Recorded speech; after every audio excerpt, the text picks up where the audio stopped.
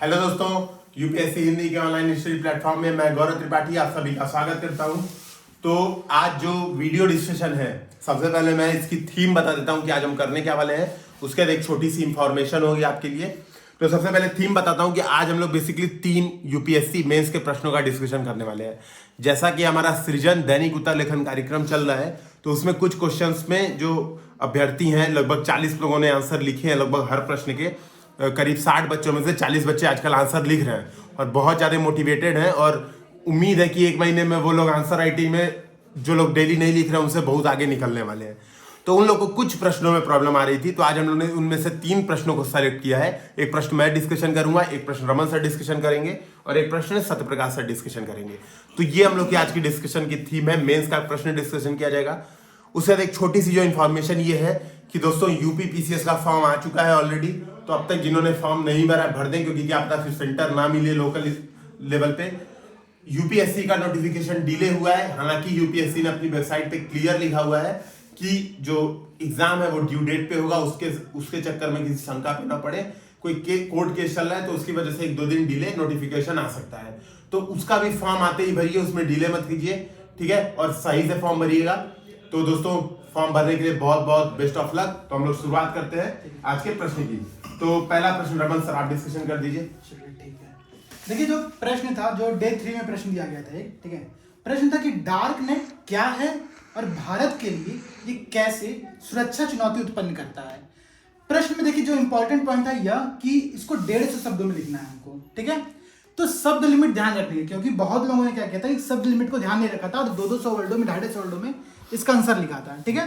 एक काम हम लोग ये कर दिया जाएगा कि जो आपकी, जब आपने कॉपी चेक की थी, तो जो कमियां दिख रही है ना, वो बता दीजिए। जैसे हम लोग क्या करेंगे, इस क्वेश्चंस को भी डिस्क्रिप्शन में लिंक दे देंगे। 3 क्वेश्चन, ये 3 क्वेश्चन दे देंगे, जिससे क्या होगा, जो भी चाहे तो वो ले सकता है। हालांकि मॉडर्न आंसर हम लोग नहीं दे पाएंगे, क्योंकि कुछ अपनी भी सिक्योरिटी है। हाँ, पेड की सबसे बड़ी बात ये कि ये प्रश्न ऐसा था कि इसमें आप अगर जान रहे हो उत्तर, तब तो बढ़िया लिख लेंगे, ज्यादा लिख लेंगे, और नहीं जान रहे होंगे तो कुछ लिखने के लिए होगा नहीं। तो इसका ये महत्वपूर्ण प्रश्न था। तो चलिए मैं समझा देता हूँ पहले होता क्या है। तो डार्क नेट को अगर देखिए मैं डिफाइन करूँ, डिफाइन करने के बाद छोड़िए, पहले समझते हैं क्या होता है। जैसे एक चीज होती है गूगल या फिर सफारी, हम लोग यूज करते हैं। तो गूगल और सफारी क्या होती है कि हम चीजें सर्च करते हैं और हमारे सामने आ जाते हैं कोई इन्फॉर्मेशन। तो उसको हम कहते हैं सरफेस वेब। सरफेस वेब मतलब सतह पर जो इंटरनेट का सामान उपलब्ध होता है हमारे लिए, उसको हम सरफेस वेब कहते हैं, ठीक है। इसके बाद एक क्वेश्चन होता है जिसको हम एक्सेस आसानी से नहीं कर पाते हैं। उसको एक्सेस करने के लिए हमको एडमिन की परमिशन की जरूरत पड़ती है, ठीक है। उसको कहा जाता है डीप वेब। और डीप वेब के डीप वेब से समझिए क्या होता है। एग्जांपल देता हूं मैं कुछ। जैसे आपका बैंकिंग का कुछ अकाउंट है, ठीक है, तो वो सिर्फ आप एक्सेस कर सकते हैं जब पासवर्ड आपको पता होगा तब, या फिर सरकारी कोई योजना है उसके अंतर्गत आपने रजिस्टर किया है, तो उसके लिए आपको सब पासवर्ड चाहिए होगा। तो उसको हम लोग कहते हैं डीप वेब। और उसके अंदर एक चीज होती है, इसको हम कहते हैं डार्क वेब, जो कि डार्क नेट का एक प्रकार होता है। डार्क नेट से हम उसको एक्सेस करते हैं। तो इसमें क्या होता है कि वो सब सामग्रियां जिनको हम सामान्य तौर पर एक्सेस नहीं कर सकते हैं, उनको हम डार्क वेब मानते हैं। और जनरली इसका जो प्रयोग है वो अवैध कार्यों के लिए किया जाता है, अवैध गतिविधियों में किया जाता है। लेकिन कुछ ऐसे भी कार्य हैं जो कि इसके माध्यम से इनका उपयोग किया जाता है। जैसे कि मान लीजिए कोई आप ऐसी कंट्री में रह रहे हैं जहां पर बहुत ज्यादा सेंसरशिप है, चाइना का एग्जाम्पल ले सकते हैं आप। तो आप करेंगे क्या, आप करेंगे कि डार्क नेट के माध्यम से आप किसी दूसरे देश के लोगों से संपर्क कर सकते हैं। कोई जो पत्रकार होते हैं वो क्या कर सकते हैं कि इनका प्रयोग गोपनीय सूचना का आदान प्रदान करने के लिए कर सकते हैं। कोरोना वायरस का उसने लीक किया था इसी के माध्यम, चाइना से आया था, ठीक है। तो देखिए मेरा कहने का मतलब यह था कि इसका सिर्फ निगेटिव यूज नहीं है, इसका पॉजिटिव यूज भी होता है। हालांकि चूंकि इस पर सरकार का नियंत्रण नहीं है, किसी भी चीज का नियंत्रण नहीं है, तो इसका प्रयोग ज्यादातर अवैध गतिविधियों में होता है, ठीक है। तो ये तो हो गया इसका पॉइंट। अब मैं तो समझा देता हूँ कि इसका आंसर लिखना कैसे था। मैं बस एक चीज बोलना चाहूंगा, जो इसको एक्सेस करते हैं वो टॉर ब्राउजर से एक्सेस करते हैं, डॉनियन रूटर।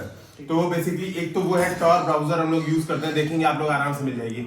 और इसके माध्यम से भारत में जितनी ब्लैक लिस्टेड चीजें हैं, मतलब आप ड्रग्स और जो भी अवैध गतिविधियां हैं, सारी की सारी कर सकते हैं। तो कोई कीजिएगा मत, बस जानकारी रखिएगा। जैसे मैं बताया था कौन कौन सी गतिविधियां होती हैं, ठीक है। जैसे कि मादक पदार्थों की आप तस्करी कर सकते हैं। हाल ही में मुंबई में एनसीबी, हाँ, जो एनसीबी ने छापा मारा था, तो उसमें भी सामने आया था कि नारकोटिक्स का वो ड्रग्स का व्यापार सब उसी से डार्कनेट से ही कर रहे थे, ठीक है। और देखिए इसमें एक सिल्क रोड मार्केट प्लस नाम की वेबसाइट थी जो कि बहुत प्रसिद्ध थी, जिस पर गवर्नमेंट ने बैन लगा दी 2013 में, ठीक है।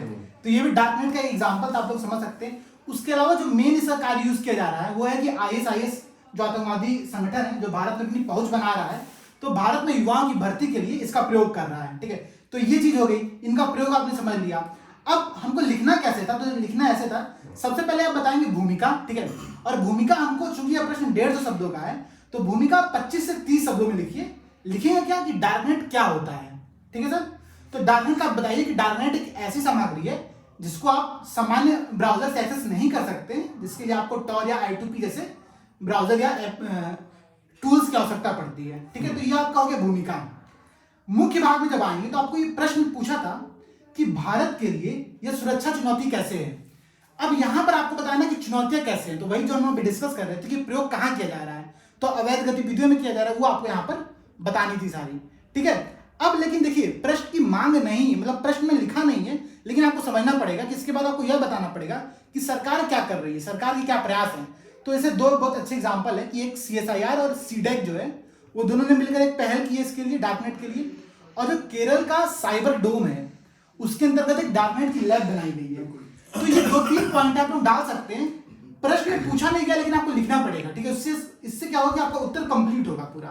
ठीक है, तो आप यहाँ बता सकते हैं कि CDEC और CSIR मिलकर पहल कर रहे हैं और साइबर डोम मिलकर पहल कर रहा है। ठीक है, ये हो गया आपका सुझाव, मतलब सरकार क्या कर रही है। और निष्कर्ष में आपको बताएंगे कि आगे की राय से कि सरकार को क्या करना चाहिए, सरकार को एक अंतर्राष्ट्रीय स्तर पर पहल करनी चाहिए और अंतर्राष्ट्रीय सहयोग को प्राप्त करना चाहिए। तो इस प्रकार आप इसका उत्तर जो है कंप्लीट कर सकते हैं। क्योंकि इस संदर्भ में मेरे हिसाब से भी कोई संयुक्त राष्ट्र का भी समय वगैरह भी नहीं, ताकि अवैध गतिविधियां रोकी।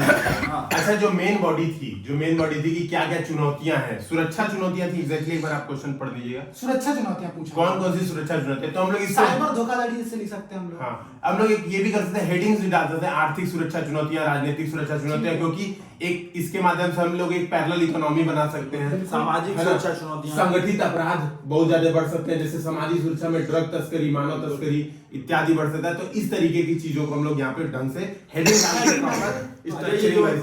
ये जो जैसे पाकिस्तान वगैरह से हमारे सैनिकों को स्पाई किया जाता है, तो उसमें भी डार्कनेट का प्रयोग करते हैं, बिल्कुल सिंपल हनी ट्रैपिंग, तो सिंपल वेब का प्रयोग होता है कि ये भी दोनों करते हैं। असल में फेसबुक से भी कर सकते हैं, फेसबुक से अपना नाम गौरव की जगह कुछ गर्विता कर लिए और मिल के बात कर लिए, तो हनी ट्रैपिंग भी कर सकते हैं अलग अलग तरीके से। अच्छा देखिए, इस प्रश्न में आप लोग एक डायग्राम बना सकते थे। डायग्राम क्या बना सकते थे कि आप लोगों को 2 लाइन खींचनी है। ठीक है, ऊपर वाले पोर्शन में दिखाई सरफेस वेब, फिर डीप वेब और डार्क वेब। और बता दें कि 96% जो है आपका वो डीप वेब और डार्क वेब में आता है, बाकी जो 4% सामग्री है वो सरफेस वेब पर आती है। ठीक है, तो ये कैमरा ओपन करके बनाया है। हाँ, आप दिखा सकते हैं यहाँ पर। ठीक है, देखिए ये डायग्राम मैंने बनाया हुआ है, ये डायग्राम आप यहाँ बना सकते हैं। इसमें देखिए यहाँ पर दिया हुआ है सरफेस वेब, और ये डीप वेब है और ये डार्क वेब है। तो इन तीनों का एक अंतर सिंपल सा यहाँ पर आप दिखा सकते हैं इसके माध्यम से। 96 3 और 1 है ना, 96 में दोनों है, डीप वेब, डार्क वेब और 4। ठीक है। नेक्स्ट क्वेश्चन सर आप डिस्कशन कर दीजिए। लोकतंत्र राइट टू रिकॉल, ये डे 7 सीजन डे 7 में प्रश्न पूछा गया था कि भारत में लोकतंत्र को सुदृढ़ करने हेतु राइट टू रिकॉल एक अत्यंत आवश्यक कदम है, आलोचनात्मक चर्चा कीजिए। और फिर से इसको 150 शब्द में लिखना था। हालांकि जो हम डिस्कशन कर रहे हैं हो सकता है 150 शब्द से ऊपर चला जाए, लेकिन चूंकि समझाने के लिए ऐसा हो रहा है तो इसलिए, लेकिन आपको लिखना है इसको 150 शब्दों में ही है। इसमें एक ध्यान देने वाली बात है कि इसमें एक तो पूछा गया कि राइट टू रिकॉल लोकतंत्र को किस प्रकार सुदृढ़ करेगा या सुदृढ़ करने में क्या भूमिका निभा सकता है, और इसका आपको आलोचनात्मक मूल्यांकन करना था भारत के संदर्भ में, यानी कि आप इसके पक्ष विपक्ष दोनों को बताएंगे, फिर आप क्या चाहते हैं इसको आपको इस प्रश्न में चर्चा करना था। ठीक है ना, तो इसमें आप जैसे अभी एक जेम्स मिल करके एक पश्चिमी विचारक हुए थे, तो उन्होंने जैसे बताया था कि यदि किसी व्यक्ति को शक्तियां दे दी जाएं, यदि मुझे शक्तियां मिले तो मैं उसका अपने लिए प्रयोग करूंगा। किसी को भी ये मानव स्वभाव है कि किसी को भी अगर शक्तियां मिलती हैं तो उसका अपने में प्रयोग करता है। तो ऐसे उन्होंने जनप्रतिनिधियों के लिए भी बोला था कि यदि जनप्रतिनिधि भी सत्ता का उपयोग अपने लिए करेंगे तो ऐसे में राइट टू रिकॉल एक हथियार हो सकता है। और आप देखेंगे कि भारत में जैसे अभी छत्तीसगढ़, बिहार, मध्य प्रदेश में अभी ये सब राइट टू रिकॉल स्थानीय निकाय चुनाव में भी है। हरियाणा में भी हाल ही में लागू किया गया है, मतलब अभी चर्चा में था 2008 में ही छत्तीसगढ़ में लागू हुआ था। और सोमनाथ चटर्जी जो उस समय के तत्कालीन लोकसभा अध्यक्ष थे, उन्होंने भी इसका समर्थन किया था कि राइट टू रिकॉल होना चाहिए। क्यों? क्योंकि जनता किसी भावावेश में आकर के या किसी मतांतरण में आकर के अगर गलत प्रतिनिधि का चुनाव कर लेती है या प्रतिनिधि से कुछ गलती हो जाती है, तो ऐसे में उसको सुधारने का एक उपकरण होना चाहिए। तो राइट टू रिकॉल इस संदर्भ में बहुत अच्छी भूमिका निभा सकता है। तो अब चूंकि हम प्रश्न में डायरेक्ट आ जाते हैं, तो प्रश्न में सबसे पहले हमको बताना था कि राइट टू रिकॉल है क्या। तो राइट टू रिकॉल एक ऐसी प्रक्रिया है जिसके तहत मतदाता अपने निर्वाचित प्रतिनिधि को कार्यकाल की समाप्ति से पूर्व हटाने की शक्ति प्राप्त कर सकता है। तो जो प्रत्यक्ष लोकतंत्र है उसके 4 जो हथियार होते हैं, अवयव सॉरी, उसमें एक राइट टू रिकॉल भी है। अगला जैसे प्रत्यक्ष कार्रवाई, जनमत संग्रह है, और पहल प्रत्यक्ष नागरिक पहल, और एक और है जनमत संग्रह, प्लेबिसाइट हो गया, और 3 और थे, 4 और थे ना। एक तो हो गया लोकमत संग्रह होता है, एक जनमत संग्रह होता है, एक होता है पहल, और एक होता है राइट टू रिकॉल। तो ये राइट टू रिकॉल उसमें से एक पहल। अब हम इसमें देख लेते हैं कि इसके पक्ष में क्या तर्क हो सकते हैं कि जैसे भारत में लोकतंत्र की भूमिका को सुदृढ़ करने में ये कैसे अपनी भूमिका राइट टू रिकॉल निभा सकता है। तो जैसे आप जाहिर सी बात है, राइट टू रिकॉल रहेगा तो जनप्रतिनिधि के ऊपर भी दबाव रहेगा और वो राजनीतिक प्रणाली में अधिक जवाबदेह बन पाएगा। क्योंकि अभी हमारी जो राजनीतिक प्रणाली है, एक बार चुने जाने के पश्चात आप देखते होंगे कि उलझुल बयानबाजी और ये सब चलती रहती है। तो ऐसे में एक प्रभावी उपकरण के रूप में काम कर सकता है। इसी प्रकार जो अयोग्य प्रतिनिधि चुने जाते हैं, राजनीति का जो अपराधीकरण होता है या अपराध का जो राजनीतिकरण होता है, उस पर भी अंकुश लगेगा। क्यों? क्योंकि राजनीतिक दल वोट देते समय ये सोच लेते हैं कि एक बार जीत गए तो कम से कम 5 साल की तो छुट्टी हो ही गई। तो ऐसे में जब राइट टू रिकॉल आ जाएगा तो ये उसको रोकेगा। फिर आप देखते होंगे कि जो जनप्रतिनिधि हैं अपने चुनाव में जो एक निश्चित सीमा होती है, उस सीमा से परे जाकर खर्च करते हैं। तो ऐसे में जब राइट टू रिकॉल रहेगा तो खर्चा भी बचाव से करेंगे, क्योंकि वो सोचते हैं कि आज मैंने 1 करोड़ 2 करोड़ खर्च कर दिया तो मैं 5 साल के चुना जाऊंगा तो पता नहीं कितने करोड़ों बना लूंगा। तो ऐसे में जब राइट टू रिकॉल आएगा तो हो सकता है उनको ऊपर ये दबाव रहे कि हो सकता है मुझे साल भर बाद इस्तीफा देना पड़ जाए। तो ऐसे में वो ज्यादा पैसा खर्च करेंगे नहीं, तो इससे सुयोग्य प्रत्याशी चुनाव प्रणाली में आएंगे। फिर इसी के प्रकार जो गलत निर्णय है, गलत निर्णय के लिए हम क्यों 5 साल तक इंतजार करें? अगर हमने गलत निर्णय ले लिया है तो जनता, एक तो जनता मालिक है और जनता चुनाव कर रही है, अगर उसने गलत निर्णय ले लिया तो 5 साल तक वो झेले क्यों? एक ये भी विचार आप कर सकते हैं। फिर उसी प्रकार जैसे अगर उसको वापस बुलाने का डर होगा तो परस्पर जनता के संपर्क में रहेगा, जनता के सुख दुख में भागीदार होगा। अभी ऐसे सुनने में आता है कि कई लोग पोस्टर लगा देते हैं कि हमारे जनप्रतिनिधि कहाँ है, गायब हो गए हैं, तो वो वापिस आए। तो ऐसे में ये वाला चक्कर नहीं रहेगा कि साल भर में ये आए नहीं। ठीक है, प्रियंका गांधी का लगाया, केजरीवाल का लगाया, राहुल गांधी का भी उन्होंने लगाया था। अब हम देख लेते हैं कि इसको ये कैसे हमारे, चूंकि ये भारत के संदर्भ में पूछा था तो हम इसके विपक्ष में भी कुछ तर्क रख सकते हैं। क्यों? क्योंकि भारत एक संसदीय प्रणाली पे आधारित लोकतंत्र है। तो ये जैसे सरकार में अस्थिरता भी पैदा कर सकता है। मान लीजिए 275 सीट जीत करके कोई पार्टी सत्ता में आ जाती है और उसके 20 सदस्यों या एक भी सदस्य के खिलाफ यदि राइट टू रिकॉल का प्रयोग होता है तो फिर से चुनाव की स्थिति में उसको अस्थिर सरकार अस्थिर हो जाएगी। इसी प्रकार जो निर्वाचन प्रणाली है, जो निर्वाचन प्रक्रिया, उस पर एक अतिरिक्त दबाव क्रिएट होगा। क्योंकि बार बार चुनाव कराना या राइट टू रिकॉल में भी जब हम उसमें कुछ नियम शर्तें हैं, जैसे 50%, कई जगह 75% है, तो यदि जब वो साइन करके देंगे तभी ये पहल शुरू होगी। और उसको कैसे हम जानेंगे कि वो सही लोगों ने हस्ताक्षर किए हैं या लोग वास्तव में चाहते हैं कि राइट टू रिकॉल हो? अभी हाल ही में आपने देखा होगा कि किसान बिलों पे ऐसा पाया गया था कि फर्जी हस्ताक्षर हुए हैं, तो ऐसे ही किसानों के फर्जी हस्ताक्षर हुए हैं। तो ऐसे ही राइट टू रिकॉल में भी इसको, जैसे भारत एक बड़ा देश है तो ऐसे में हर मतदाता से जानना कि आपने वास्तव में इस पे साइन किया है या नहीं किया है, ये दुरूह कार्य है। इसी प्रकार जो प्रतिनिधि हैं वो इस डर में कि हमको राइट टू रिकॉल की वजह से वापस बुलाया जा सकता है तो कठोर निर्णय लेंगे नहीं, और जो भी काम करेंगे वो लोक लुभावन तरीके से कार्य करेंगे। ठीक है, और जो नियमित चुनाव होंगे, अगला जैसे आप देख सकते हैं, जैसे मान लीजिए बार बार राइट टू रिकॉल हो रहा है तो मतदाता जो है उससे चुनाव से भागेगा, कहेगा कि यार बार बार वोटिंग हो रही है और मैं क्यों जाऊँ वोट करने, जिसको जितना वो जीतेगा ही। तो बार बार चुनाव भी एक तरह से जो नियमित मतदाता है उनको मत देने से प्रभावित करेगा, यानी कि एक तरह से कह सकते हैं कि मतदान की दर गिरेगी। तो इस प्रकार ये आप पक्ष में और विपक्ष में तर्क दे दिए। अब इसके बाद आप निष्कर्ष में बता सकते हैं कि अब इसमें क्या क्या किया जाना चाहिए। जैसे आप इसमें बता सकते हैं कि इसको सावधानी पूर्वक एक मॉडल के तहत लागू किया जाए, जैसे स्थानीय निकाय चुनाव में है उसके पक्ष विपक्ष को वहां पे देखना चाहिए, और जो इम्प्लीमेंटेशन में जो दिक्कतें आ रही हैं या आगे की राह में, जैसे आप बता सकते हैं कि वहाँ पे जो पायलट प्रोजेक्ट में क्या क्या समस्याएं हैं उनको दूर करने के प्रयास हों। राजनीतिक जागरूकता बढ़े, स्वीप जैसे कार्यक्रम है, जैसे चुनाव आयोग स्वीप जैसे प्रोग्राम कराता है। और इसके अलावा जो अन्य जागरूकता है, जैसे अभी जो नकली लोग हैं, जैसे नकली मतदाताओं को हटाना, डमी कैंडिडेट्स को हटाना, फिर इसमें जो चुनाव सुधार है, जैसे अपराधियों के चुनाव लड़ने पर रोक 2 साल से अधिक, ये सब जो लिली थॉमस वाद, तो उसमें जो चुनाव सुप्रीम कोर्ट का जो फैसला था कि जो 2 साल से अधिक सजा पाए गए प्रतिनिधि है उनको हटाया जाए। तो राइट टू रिकॉल के संदर्भ में हमको व्यापक दृष्टिकोण रखना पड़ेगा और देखना पड़ेगा कि भारत जैसे एक वृहद लोकतंत्र में जहाँ पे 90 करोड़ मतदाता है, 90 करोड़ से ज्यादा मतदाता है, तो ऐसे में राइट टू रिकॉल संभव है कि नहीं। तो इसलिए पायलट प्रोजेक्ट पे ही इसकी भविष्य टिकी हुई है। तो आप इसको निष्कर्ष में एक शॉर्ट निष्कर्ष बेसिकली स्थानीय निकायों में स्थानीय निकायों में लागू किया जाए और देखा जाए, क्योंकि जैसे जैसे लोकतंत्र परिपक्व होगा वैसे वैसे ये नए नए तरीके जुड़ते जाएंगे। तो इसी के साथ ये वाला भाग समाप्त होता है। अब अगला चर्चा, अगले प्रश्न की चर्चा गौरव सर करेंगे। तीसरे प्रश्न से पूर्व मैं कुछ सजेशन देना चाहूंगा इस प्रश्न में जो और ऐड किया जा सकता है। जैसे जब पक्ष में हम लोग तर्क दे रहे थे तो हम लोग लिखते हैं, मान लीजिए अगर देखिए एक अच्छे आंसर में और एक ठीक आंसर में थोड़ा सा यही डिफरेंस होता है, और ये हम लोग यूपीएससी में यहीं पे मात खाते हैं, खास करके हिंदी मीडियम। आप लिख रहे हैं, मान लीजिए आप लिख रहे हैं कि इससे राजनीतिक अपराधीकरण रुकेगा, तो ब्रैकेट में बताइए कि एडीआर के अनुसार 43% अभी भारतीय सांसद राजनीतिक के मतलब क्या कहते हैं आपराधिक केस इनके मुकदमे इनके ऊपर दर्ज है। बिल्कुल। जब सेकंड सर ने जो पॉइंट बताया था, सर ने बताया था कि इससे क्या होगा, इससे धन का प्रयोग सीमित होगा। तो आप बता सकते हैं लोक नीति एक एनजीओ है, लोक नीति के अनुसार बोला गया था कि जो 17वीं लोकसभा का इलेक्शन हुआ था उसमें 67,000 करोड़ रुपए खर्चा हुआ था, तो पारदर्शिता कमी थी। तो कुछ फैक्ट से अपने आंसर को आप पुष्ट करते जाइए।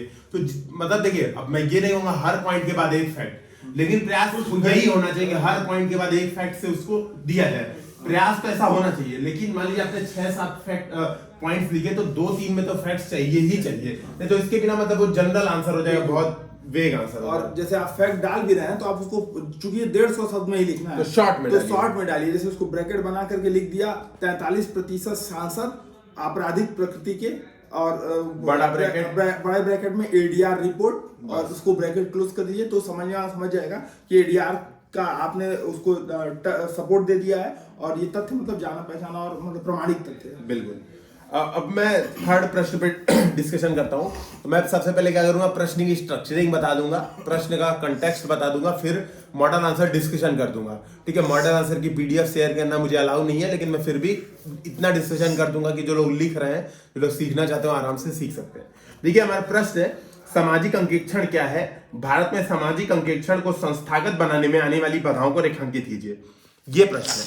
ठीक है, अब देखिए ये प्रश्न जो है वो 250 शब्दों में आपको लिखना है। अब आपको सबसे पहले प्रश्न पढ़ते हुए दिमाग में आना चाहिए इस प्रश्न में लिखूंगा क्या क्या। सबसे पहले जब हम कोई प्रश्न पढ़ते हैं तो यही मेरा एक थिंकिंग होनी चाहिए। तो सबसे पहले भाई प्रश्न पूछा ही है, सामाजिक अंकेक्षण क्या है? देखिएगा एक बात समझिएगा, इस प्रश्न में पूछ रहा है, मैं 2 क्वेश्चन आपसे पूछता हूं। एक प्रश्न यहाँ पे क्लियर पूछ रहा है, सामाजिक अंकेक्षण क्या है? भारत में सामाजिक अंकेक्षण को संस्थागत बनाने में आने वाली बाधाओं का रेखांकित कीजिए, ये प्रश्न है। दूसरा एक प्रश्न है, सीधे मैं बोल रहा हूं, लिख रहा हूं, भारत में सामाजिक अंकेक्षण को संस्थागत बनाने में आने वाली बाधाओं को रेखांकित कीजिए। ये 2 प्रश्न में आप क्या अंतर करेंगे? मान लीजिए आप इंट्रोडक्शन लिख रहे हैं, तो आप ये बात को समझिएगा, मान लीजिए आप इंट्रोडक्शन लिख रहे हैं तो आप इन 2 प्रश्नों में क्या अंतर कर सकते हैं? तो सबसे पहला अंतर होगा भाई, दोनों में तो आप इंट्रोडक्शन में सामाजिक अंकेक्षण ही बताएंगे। मान लीजिए मैं पूछा ही नहीं था प्रश्न में कि सामाजिक अंकेक्षण क्या है, तब भी तो इंट्रोडक्शन आपको सामाजिक अंकेक्षण बताना ही पड़ता। 250 शब्दों का प्रश्न है। देखिए जो डिफरेंस है वो ये है कि जब आप इस प्रश्न में सामाजिक अंकेक्षण क्या है बता रहे हैं, क्योंकि पूछा है प्रश्न, अलग से पूछ रहा है कि सामाजिक अंकेक्षण क्या है, तो आप उसकी महत्व या लाभ की भी चर्चा एक्स्ट्रा करेंगे। मतलब आपको एक वेटेज देना है। 250 शब्द का प्रश्न है तो आपको 100 शब्द या 80 शब्द कम से कम सामाजिक अंकेक्षण पे व्यय करना है। तो आप कैसे व्यय करेंगे? सामाजिक अंकेक्षण की एक डिफिनीशन लिखेंगे। जैसे एक बहुत आसान डिफिनीशन है जो लोकतंत्र की अब्राहम लिंकन की परिभाषा पे आधारित है कि सामाजिक अंकेक्षण समाज का, समाज के लिए, समाज के द्वारा किया गया अंकेक्षण है। ये शॉर्ट में आप चाहें तो बहुत ही 15 शब्दों की डिफिनीशन है। एक जो मॉडल आंसर में डिफिनीशन दी है मैं वो भी बता दे रहा हूं। तो 2-3 डिफिनीशन आप चाहें तो इसमें से जो या तो दोनों का मिक्सचर भी यूज कर सकते हैं। एक है डिफिनीशन, सामाजिक अंकेक्षण जवाबदेहिता तय करने का साधन है जो सेवा वितरण का अभिप्रेत लाभार्थियों की प्रत्यक्ष भागीदारी के साथ मूल्यांकन करता है। मतलब जो लोग लाभार्थी हैं वही मूल्यांकन करते हैं कि उनके पास सेवा वितरण हुई है कि नहीं हुई है। ये होता है सामाजिक अंकेक्षण। तो इन दोनों डिफिनीशन में से आप दोनों का मिश्रण लिख सकते हैं, दोनों ही बता सकते हैं। अब देखिए, क्योंकि प्रश्न में पूछा है सामाजिक अंकेक्षण क्या है, तो छुपा हुआ भाग है। जैसे जो आंसर राइटिंग हम लोग का बैच है, जो सृजन बैच है, उसमें ये कॉमन दिक्कत आई है। लोग पूछे भी, मतलब कई डाउट से पूछेगा कि सर लाभ तो पूछा नहीं है और आपने मॉडल आंसर में लाभ या महत्व तो क्यों बताए हैं। कई लोगों ने लिखा भी नहीं था सर, लिखा भी नहीं था। तो ये डिस्कशन आपको समझ में आ जाएगा क्यों लिखा जा रहा है। तो बस इसका डिफरेंस समझने के लिए जो मैंने सबसे पहले प्रश्न क्रिएट किया कि आप दो प्रश्नों में डिफरेंस समझ लीजिए। एक में जब पूछा गया कि सामाजिक अंकेक्षण क्या है और एक में जब नहीं पूछा गया सामाजिक अंकेक्षण क्या है, तो आप क्या इंट्रोडक्शन देते हैं, तो ये समझ में आ गया। अब आप इसके लाभ बता देंगे, तो लाभ क्या है, सीधी बात है, जवाबदेहिता, पारदर्शिता, जो नागरिक केंद्रित प्रशासन, जो बेसिकली आप देखेंगे GS2 का जो सिलेबस है उसके जो जो पॉइंट दिए यहीं पे उठा के डाल देना है, कुछ करना नहीं है ना। सिलेबस भी तैयार होना जरूरी, बहुत जरूरी है। तो शॉर्ट में वो पॉइंट आप लाभ या महत्व में बता देंगे। अब जो प्रश्न पूछ रहा है कि सामाजिक अंकेक्षण को संस्थागत बनाने में आने वाली बाधाओं को रेखांकित कीजिए, तो देखिए मुझे कुछ नहीं याद है ना, मैं इसका मॉडल आंसर अभी आपके सामने देख रहा हूं। बेसिक क्राइटेरिया मैंने बताया था, जब किसी प्रश्न में बाधा पूछे, GS पेपर 1 का GS2 का, आप अगर 86 वीडियो देख चुके हैं, अगर जो YouTube पे मैंने अपलोड किया है काफी मेहनत से, वो एक एक वीडियो बनाने में बहुत टाइम लगा है और आप देखेंगे तो आपको समझ आएगा 4A। अगर मैं बात करूं, आप 4A सीखे ना, अच्छा किसी ने मॉडल आंसर में नहीं लिखा ना 4A, जबकि है ना किसी ने नहीं लिखा, यानी किसी ने वीडियो देखा नहीं है। आप एक बार 4A कॉन्सेप्ट एक बार समझ लीजिए। 4A का मतलब होता है availability, affordability, awareness, acceptability. 4A ये है। अब देखिए इस प्रश्न में या किसी प्रश्न में, कोई भी प्रश्न पूछ रहा है कि भाई भारत में SC/ST के प्रति जो समस्याएं हैं उसका सबसे बड़ा कारण क्या है, 4A लगाइए। पूछे भारत में मातृत्व लाभ या मातृत्व स्वास्थ्य क्यों नहीं अच्छा है, 4A लगाइए। भारत में कुपोषण की समस्या क्यों हो रही है, 4A लगाइए। आंख बंद करके 4A लगाइए। बता रहा हूं कैसे लगाना है, अभी आप समझेंगे सर क्या बकवास कर रहे हो, 4A है ना। 4A बेसिकली क्या है, अफोर्डेबिलिटी। अब देखिए सामाजिक अंकेक्षण क्यों संस्थागत नहीं बन रहा है भैया, ना राज्य सरकार पैसा लगा रही है, ना जो स्थानीय निकाय है उसके पास पैसा है कि अफोर्ड कर पाए। क्योंकि इसके लिए आपको क्या करना पड़ेगा, लेखाकार रखना पड़ेगा, लेखा परीक्षक रखना पड़ेगा, विशेषज्ञों की नियुक्ति करनी पड़ेगी जो फैक्ट्स तो बताएं। कि मान लीजिए सड़क बन रही है तो सड़क में कुछ तो बताएंगे कि यार इतना मटेरियल यूज हुआ है, इतना ये यूज हुआ है। जैसे आप देखेंगे इकोनॉमिक सर्वे, अगर आप 2020-21 का, 2019-20 का है ना, बहुत लेटेस्ट ही आया था, तो 2019-20 का आप अगर इकोनॉमिक सर्वे देखेंगे तो वहां पे एक केस स्टडी बनाई गई है। इसलिए मैं कहता हूं इकोनॉमिक सर्वे पढ़िए। केस स्टडी बना के बताई गई कि प्रधानमंत्री ग्राम सड़क योजना 80% जब जो उनके जनप्रतिनिधि हैं, मान लीजिए मैं जनप्रतिनिधि हूं तो मेरे जानकारों को 80% वो मिल जाएगा। ये एक केस स्टडी बताई गई है। उसमें से 25% सड़क गायब हो जाती है ना। तो ये एक बड़ी प्रॉब्लम बताई गई है। उसको आप यहाँ पर चाहे तो बता सकते हैं कि क्यों आवश्यक है, अनिवार्य है, सामाजिक अंकेक्षण में यहाँ पे यूज कर सकते हैं। तो हम बाधाओं पे बात करें तो 4A में पहली बाधा होगी अफोर्डेबिलिटी, दूसरी बात होगी अवेयरनेस। भैया भारत की 73% आबादी साक्षर है, लेकिन उसमें साक्षरता का लेवल बहुत ही मिनिमम है। ठीक है, जो 2011 की जनगणना है 73% ही आबादी साक्षर है, लेकिन जो स्थानीय निकाय है वहां पर अवेयरनेस, मतलब बेसिकली आप कह सकते हैं इसके बारे में जो इस लेवल की साक्षरता चाहिए वो बिल्कुल नहीं है। लोगों को पता नहीं है कि सामाजिक अंकेक्षण जैसी चीजें भी होती हैं, नहीं होती हैं, क्या फायदा है, क्या नुकसान है, लोगों को इसके बारे में अवेयरनेस की कमी है। दूसरा इस पे आप चर्चा कर दीजिए। तीसरा आप चर्चा कर सकते हैं एक्सेप्टेबिलिटी, लोगों को स्वीकार भी नहीं है। अब क्यों नहीं स्वीकार है सामाजिक अंकेक्षण, देखिए सीधी बात है, मान लीजिए यहाँ पे 3 लोग हैं, हम लोग स्थानीय निकाय में हैं। अब मान लीजिए ये प्रधान बन जाते हैं, ग्राम प्रधान रमन सर बन गए। अब मैं ग्राम का हूं, मैं अगर कहूंगा कि यार मुझे अंकेक्षण करना है, आपने सड़क बनवाई, दिखाओ कितना पैसा लगा गया, मेरे इनके बीच में विवाद भी हो जाएगा, संबंध खराब हो जाएगा। तो जो लोकल लेवल में है ना, वहां पे एक्सेप्टेबिलिटी भी इस चीज की नहीं है। तो ये एक बड़ा प्रॉब्लम है, वो आप बाधाओं में लिख सकते हैं। ठीक है, तो अफोर्डेबिलिटी हो गया, अवेयरनेस हो गया, और क्या क्या हो गया, एक्सेप्टेबिलिटी हो गई, एक अवेलेबिलिटी बच गई। अवेलेबिलिटी के बारे में आप और सारी चीजें बता सकते हैं, क्या क्या चीजें अवेलेबल नहीं है। तो देखिए एक जो अवेलेबिलिटी की कमी है कि कुछ प्रारूप, क्या प्रारूप होना चाहिए, किस आधार पर इसका प्रारूप होगा, वो हमारे पास अवेलेबल नहीं है। हमारे यहाँ के जो विधायक हैं वो जब सड़क बनती है तो एक पर्चा बंटवा देते हैं हाँ। सामाजिक अंकेक्षण, वो बताते हैं कि इस सड़क में इतना फंड लगा है और इतने जो है यहाँ से यहाँ तक सड़क बन रही है, इतने मोटाई की बननी चाहिए, आप लोग देखिए। जो गोरखपुर के विधायक विपिन सिंह, नहीं नाम नहीं मैं ले रहा हूँ, राधा मोहन दास, तो ये बहुत बड़ी चीज़ बता सकते हैं लोग, में यूज कर, तो वो ये पर्चा बंटवा देते हैं कि आप लोग लीजिए पर्चा बंटवा, 150-200 रुपए खर्चा करते हैं, पर्चा बंटवा देते हैं पूरे नगर विधायक। तो ये जागरूकता जागरूकता ये हम लोग अवेयरनेस में लिख सकते हैं, केस स्टडी बना। हाँ बिल्कुल, कि गोरखपुर में ऐसे पहले हो रहे। पहल हो रही है। तो अवेलेबिलिटी वाली जो बात है, तो अवेलेबिलिटी पे आप लीजिए कि भैया प्रारूप का अवेलेबल नहीं भाई। सीएजी या कोई ऐसी बॉडी होती जो बताती कि इस प्रारूप में सामाजिक अंकेक्षण हो पाएगा, वो नहीं है। इसके अलावा अवेलेबिलिटी किसकी नहीं है? लोगों की भागीदारी की अवेलेबिलिटी नहीं है, मतलब एनजीओ, सिविल सोसाइटीज, इनकी भागीदारी बिल्कुल नहीं है। तो स्वतंत्र एजेंसियां भी नहीं है, जो जांच एजेंसी है। हाँ, जैसे एक प्रोग्राम इम्प्लीमेंटेशन यूनिट होती है, सामाजिक अंकेक्षण इकाइयां। बेसिकली देखिए, मॉडल आंसर तो हम लोग ने लिखा ही है और बहुत शानदार मॉडल आंसर है। मैं एक बता रहा हूँ कि और एग्जामिनेशन क्या जोड़ा जा सकता है, किस तरीके का हमें थिंकिंग रखनी चाहिए। तो आप ये अगर थिंकिंग रखते हैं एग्जामिनेशन में, क्योंकि- तो क्वेश्चन बहुत फ्लो में लिख और देंगे। तो रहता है कि यही क्वेश्चन नहीं आएगा, हो सकता है घुमा के दे दे, हाँ। दूसरा दे दे। तो क्या कोई भी- आप कैसे बढ़ाएंगे सामाजिक अंकेक्षण को, या सामाजिक अंकेक्षण में सुधार की क्यों आवश्यकता है? बिल्कुल। तो ये जो 4A है ना, ये 4A पूरे GS2 में आप यूज कर सकते हैं जहां जहां प्रॉब्लम होगी।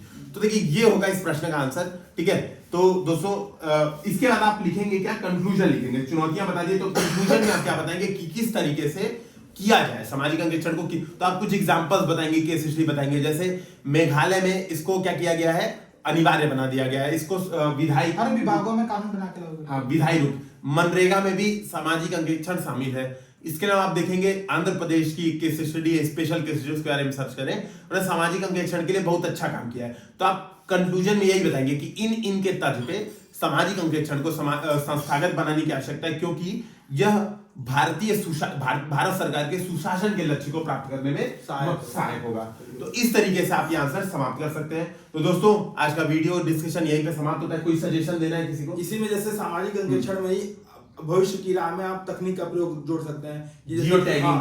कि जैसे जो मैंने अभी अपने विधायक जी का वो दिया था एग्जांपल, तो उन्होंने वो पर्चे बंटवा छपवाए थे। अब क्या करेंगे कि वो व्हाट्सएप ग्रुप बना लें और व्हाट्सएप ग्रुप में पर्चे बंटवा दें। बिल्कुल सही। ठीक है। हाँ। माता जी के पर्चे बांटने से बढ़िया है ये वाले पर्चे बंट जाए, तो लोगों की जागरूकता बढ़ेगी। बिल्कुल सही। तो ये सब काम किया था, तकनीक का प्रयोग हो गया। फिर जन जागरूकता की और जैसे बैनर पोस्टर लगा दिए कि आप अगर ना ये एक जगह पोस्टर बटवाने से बढ़िया जहाँ पे कार्य का उद्घाटन हो रहा है या जहाँ पे वहाँ पे एक बैनर ही लगवा दीजिए कि इस कार्य में इतना बजट लगा है, इतना वो हुआ है, शिलापट के साथ साथ जो शिलापट अनावरण होता है उसी में या उसके अलग से, और ये लोग इसमें देख सकते हैं। या एक समिति बना दीजिए जो देखे, यानी कि तुरंत काम हो रहा है, तुरंत सामाजिक बेसिकली राजनीतिक इच्छा शक्ति की भी बस, जरूरत है बस, कि यही क्यों हो रहा है और कहीं नहीं और हो रहा है। क्यों नहीं हो पा रहा है। तो ये सजेशंस आप कंक्लूजन में दे सकते हैं। बिल्कुल। तो यहीं पे समाप्त करते हैं दोस्तों आज का वीडियो। अगर आप ऐसे ही आंसर राइटिंग का प्रैक्टिस हमारे साथ करना चाहते हैं, रेगुलर करना चाहते हैं और ऐसे ही सुधार करना चाहते हैं, तो हमारा सृजन बैच ज्वाइन करें। जो लोग इस महीने छूट गए हैं और सोच रहे हैं,